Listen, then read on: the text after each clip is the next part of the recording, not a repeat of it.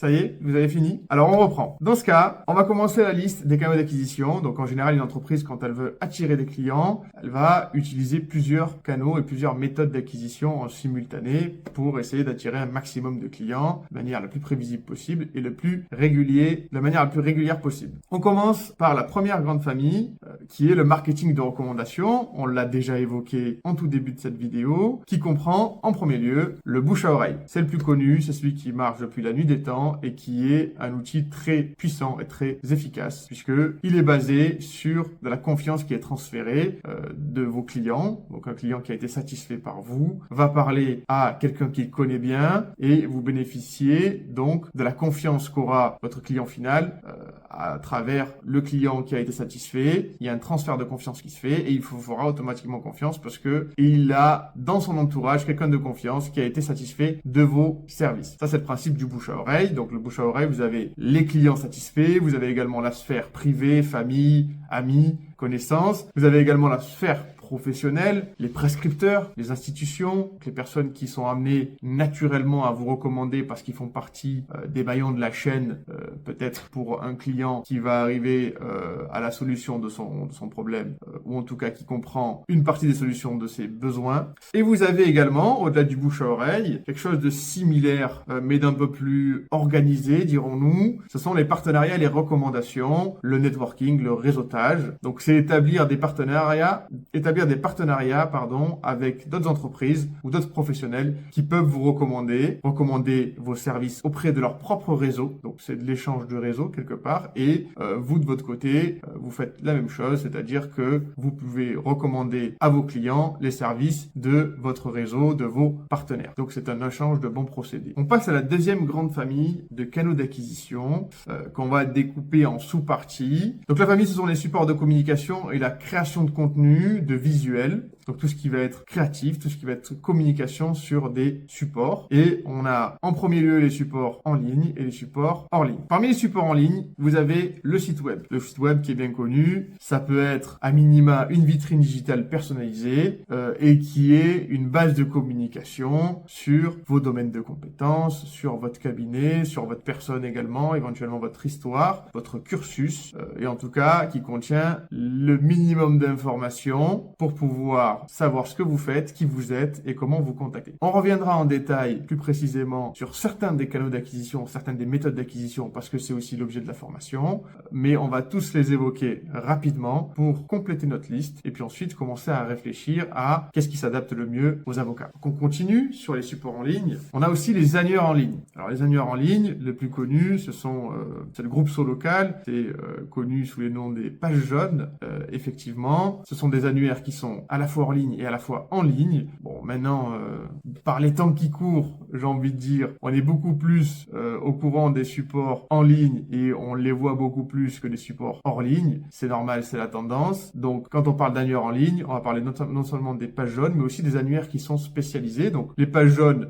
vous connaissez très certainement, ce sont des annuaires qui indexent toutes les entreprises avec leurs coordonnées, leur nom, leur numéro de téléphone, leur adresse mail éventuellement, leur site internet aussi, c'est possible, et certaines informations sur les domaines de compétences ou sur les services. C'est assez générique. Et puis ensuite, il y a des annuaires professionnels qui rassemblent des professionnels par catégorie de métier, par exemple, ou par secteur d'activité, ce qui existe également pour les avocats. Il y a également la plateforme des institutions, des avocats, qui permettent de recenser également tous les avocats, l'annuaire des avocats, le Conseil national des barreaux, etc., etc. On continue avec les supports en ligne. Vous avez les incontournables réseaux sociaux. Donc les réseaux sociaux, vous les connaissez. Il y en a qui sont un peu moins connus que d'autres. Les plus connus, ça va être YouTube, Facebook, TikTok, Instagram, LinkedIn. On verra par la suite quels sont les réseaux les plus adaptés pour les avocats, comment on pourrait communiquer là-dessus. Ça fait partie de la formation. Et en tout cas, ça fait partie des supports de communication que peuvent utiliser un avocat, qui sont susceptibles d'utiliser un avocat ou un cabinet d'avocats qui veut communiquer en ligne. Vous avez également les emails marketing. Alors les emails marketing, là on parle plus particulièrement de newsletters, donc de lettres d'information qui sont envoyées par email email directement à un destinataire. Donc en réalité à plusieurs destinataires, mais chaque destinataire pour lui c'est une sollicitation personnalisée.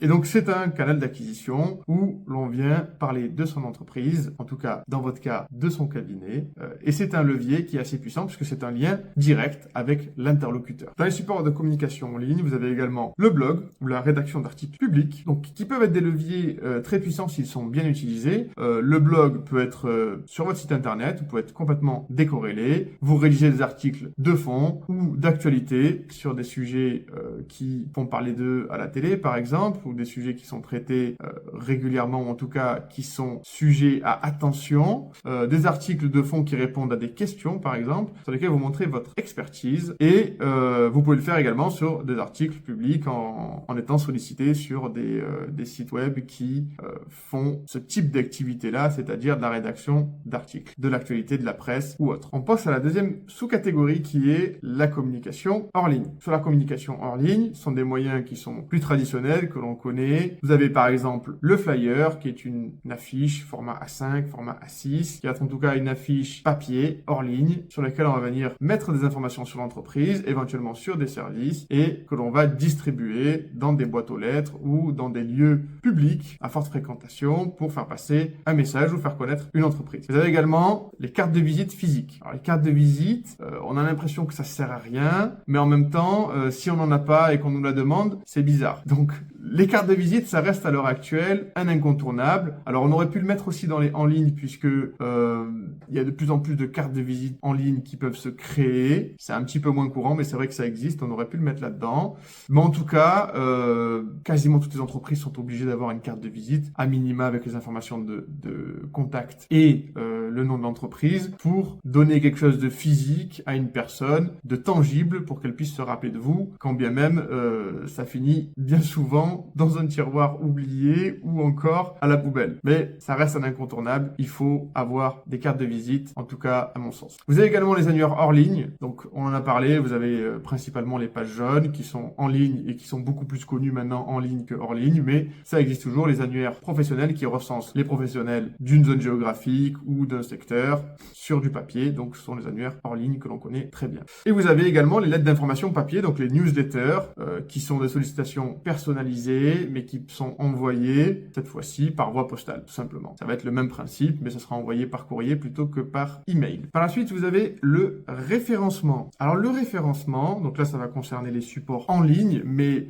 je le mets quand même à part parce que c'est un sujet à part entière, mais effectivement, vous l'aurez compris, le sujet de la formation, c'est la visibilité en ligne. Donc on parlera plus de ce qui concerne les outils digitaux en ligne que le hors ligne. Et d'ailleurs, c'est là où sont vos clients potentiels, donc c'est là où il faut plutôt concentrer ses efforts. Donc le référencement, qu'est-ce que c'est? Le référencement, ça va être les techniques qui vont être mises en œuvre pour faire partie des premiers résultats d'une recherche sur un moteur de recherche, par exemple. Donc je prends l'exemple des moteurs de recherche parce que c'est ce qui est le plus utilisé à l'heure actuelle. On pourrait parler de Google qui détient 90% du marché de la recherche dans le monde. Google, il détient le marché de la recherche. Il parcourt des milliers, des millions de sites au quotidien qu'il vient indexer dans son index et puis des utilisateurs viennent faire une recherche et il donne des milliers de résultats. Mais voilà, si vous êtes le millionième, il est difficile de penser que vous allez être vu par vos clients potentiels qui ont fait une recherche qui pourrait amener à vous vos services. C'est là que la notion de référencement apparaît. C'est comment les algorithmes de ces moteurs de recherche-là, donc par exemple Google, vont venir classer ces sites-là. Quels sont les critères qui vont faire que ce site-là va sortir en première position, celui-ci en 5e, l'autre en 10e, en 100e, en 200e position, etc.,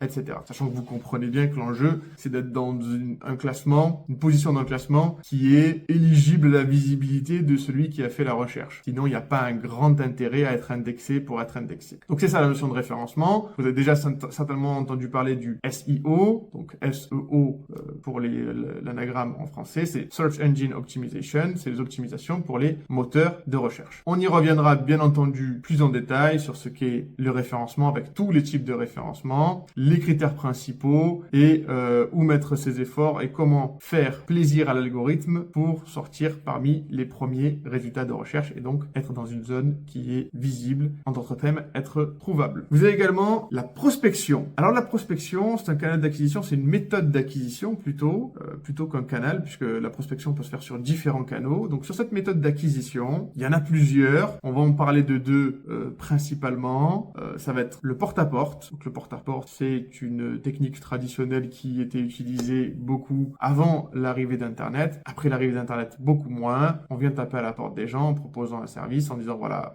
j'ai telle machine à vendre ou j'ai tel service à vous proposer. Éventuellement, on peut laisser un flyer, on peut laisser une carte de visite à ce moment-là, ou vous faire conclure une vente tout de suite.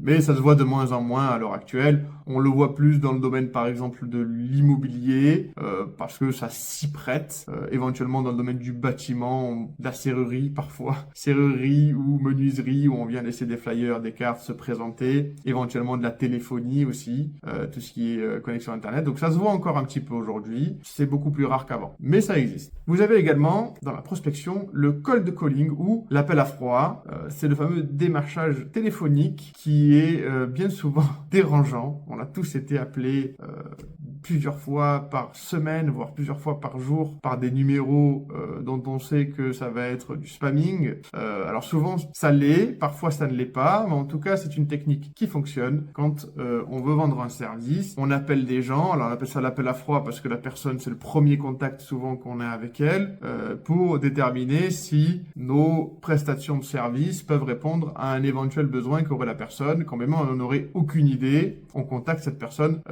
Bien entendu, en amont, on fait une recherche pour savoir est-ce que la cible est bonne, est-ce que, par exemple, si vous ciblez des particuliers sur une zone géographique, vous allez recenser tous les numéros des particuliers sur cette zone géographique, peut-être avec des critères socio-économiques qui rentrent en jeu par rapport aux produits que vous voulez vendre. Et à ce moment-là, il y a une personne qui va appeler les numéros un par un jusqu'à trouver une personne qui a un besoin qui correspond à la solution que vous proposez et qui prend rendez-vous et rentre dans un processus de vente. Donc, le démarchage téléphonique, c'est quelque chose qui existe, qui est beaucoup utilisé par les entreprises. Souvent, c'est agaçant pour les personnes qui sont appelées parce qu'elles n'ont rien demandé et elles n'ont pas de besoin en plus de ça. Donc, ça fait beaucoup de pollution pour les personnes qui n'ont rien demandé. Mais c'est une technique qui existe, qui est beaucoup utilisée et qui fonctionne dans la plupart des cas. Vous avez également, parmi les canaux, les relations publiques. Alors, les relations publiques, c'est se faire connaître vis-à-vis du public, donc au sens large du terme,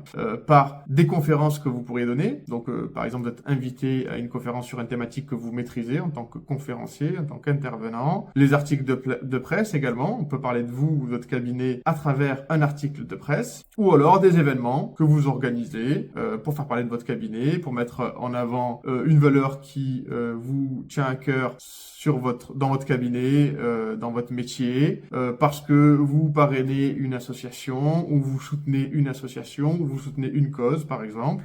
Donc, vous créez des événements et la presse le relaie, vous le communiquez également largement autour de vous, ce qui fait que ça peut vous laisser une place dans les relations publiques et vous attribuer une tribune dans la presse locale ou nationale parfois et vous donner un relais au niveau du public. Vous avez également parmi les canaux et les méthodes d'acquisition la publicité. Donc c'est de la visibilité payante. On paye pour avoir de la visibilité. Vous avez deux publicités qui sont très connues. La publicité plutôt média mainstream ou média télévisuel plus classique. La radio, la presse. Donc vous payez pour passer à la radio sur un spot de quelques secondes ou une minute, ou vous payez pour avoir un encart dans un magazine ou dans un article de presse ou sur un site de presse qui est connu, un site de médias qui est connu, ou un spot à la télé, tout simplement, avant le JT du 20h, par exemple.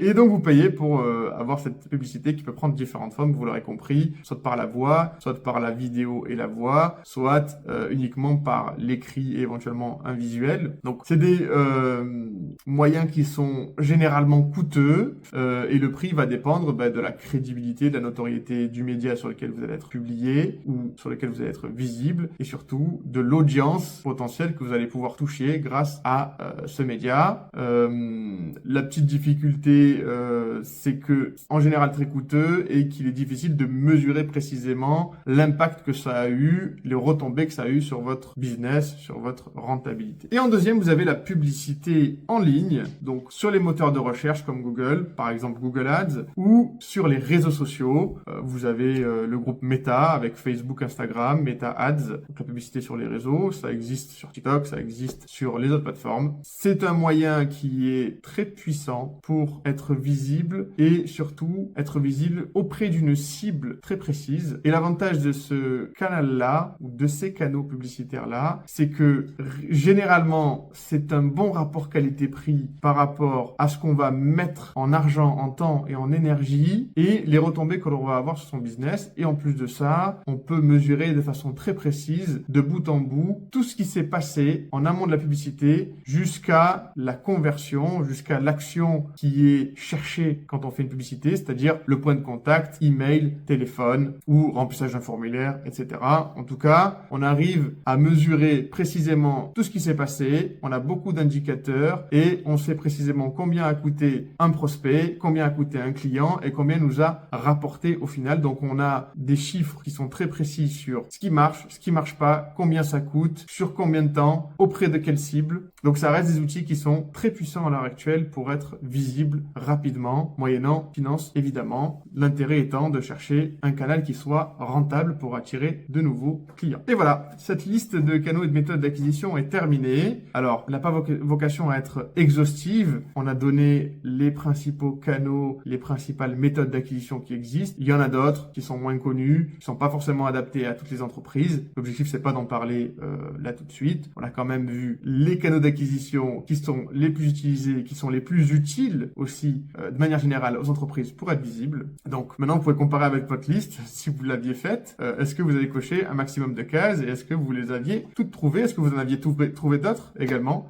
Ça serait intéressant qu'on puisse le savoir. N'hésitez pas à le mettre en commentaire ou à nous les communiquer. On peut passer à l'étape suivante qui est maintenant de réfléchir à, ben voilà, on a fait une liste de tous les canaux d'acquisition, toutes les méthodes d'acquisition. Maintenant, je suis avocat, je suis un cabinet d'avocats. Est-ce que tous ces canaux d'acquisition sont susceptibles de me rapporter des clients? Est-ce que j'ai le droit de tous les utiliser? Est-ce que j'ai la possibilité d'exploiter le potentiel de ces canaux, de ces méthodes d'acquisition pour attirer des clients me concernant, mon secteur d'activité, mon domaine de compétences? Merci d'avoir regardé cette vidéo et merci de suivre cette formation. Sachez que si vous voulez aller plus loin ou si vous avez des questions, vous pouvez contacter un expert de chez Digital Power directement en cliquant sur le lien en dessous de cette vidéo.